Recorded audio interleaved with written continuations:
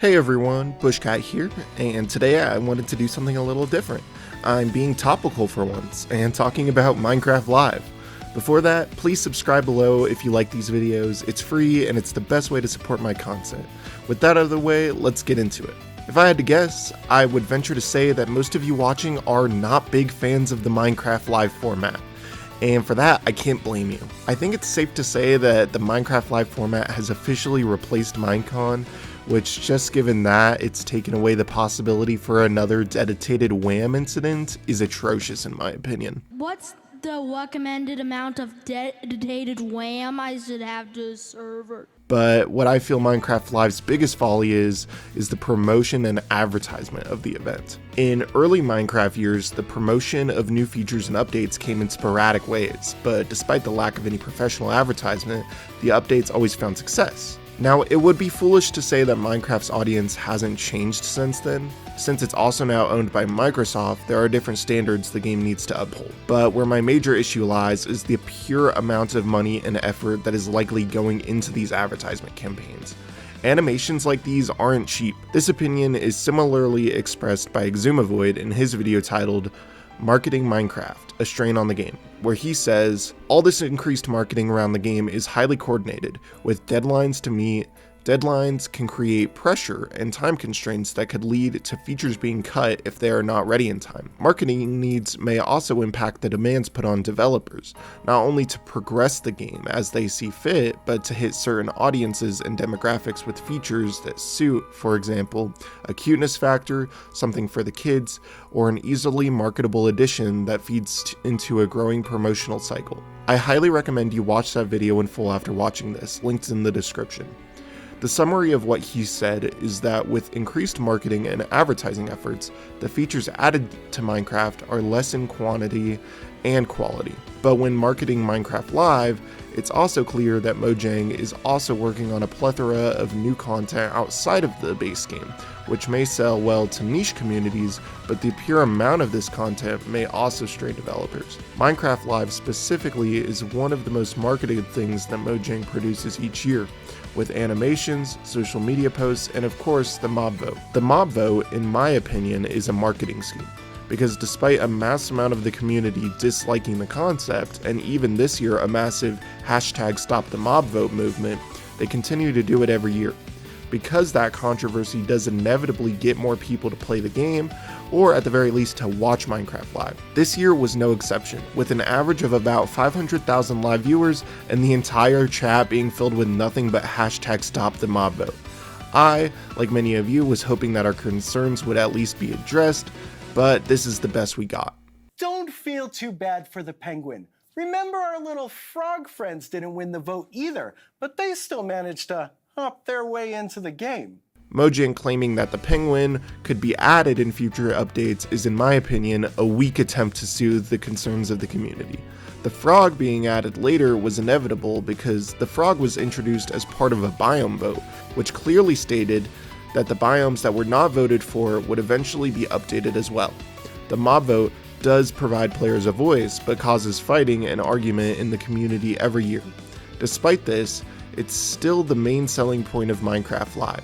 The Armadillo did manage to win the vote this year, meaning that it will be added to Minecraft with the addition of wolf armor.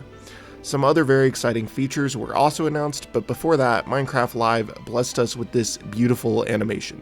In the nicest way possible, why was this created? Was this just done for the cuteness factor? Because this animation doesn't even market new features. I'd like to say that the team that made this animation did an amazing job, but with that being said, it added nothing of substance to Minecraft Live and was a waste of time and resources. Minecraft Live is meant to announce new features and discuss anything new and exciting to the larger Minecraft community. So why does this animation focus on 2 mobs that were added last year and not add anything valuable to the discussion or marketing around them?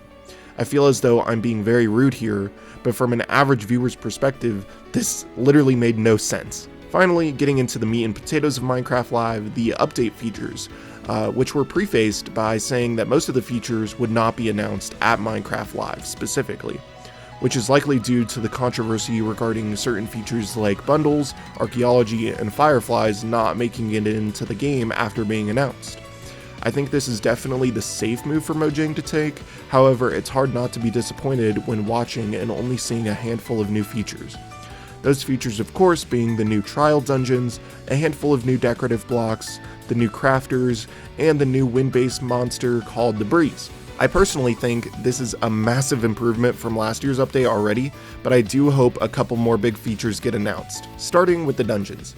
If a procedurally generated structure like this is done right, it could add a lot of exciting new combat and loot to the game. The dungeons are basically a series of rooms with new types of spawners called trial spawners.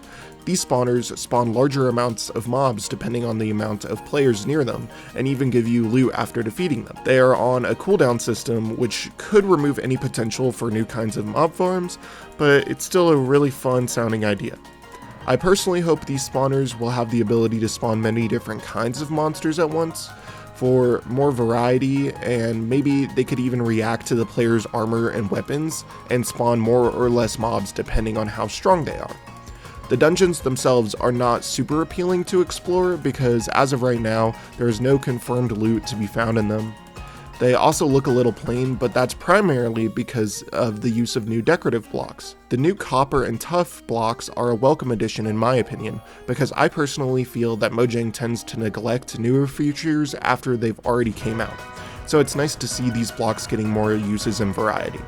The copper lights look really amazing especially, but there are also grates, doors, trapdoors, and a new decorative tough variation. The crafter was also announced, which adds the long requested feature of auto crafting into Minecraft. They look really easy to use, and for more technical players, this will mean you won't have to spend hours of your life crafting down items at your automatic farms, which could save players tons of time. This feature is really exciting purely because the amount of people requesting it. It's also sure to make late game way less annoying. Finally, the new Breeze mob was described as a monster that spawns in the new trial dungeons. It playfully flies around and shoots the player with wind blasts that knock around all nearby entities, but also activates things like doors. I think the idea that there are mini-boss types of monsters like this littered around the trial dungeons sounds super fun. But if it's going to just be the Breeze, I think it would be nice to have it spawn outside the dungeons as well. Overall, I think this year was a marked improvement of Minecraft Live, but there's still tons of work to be done, and Mojang seriously needs to talk to the community about the mob vote, and probably remove it altogether. Thanks for watching everyone, remember to subscribe below if you're new, and have an amazing week. See ya!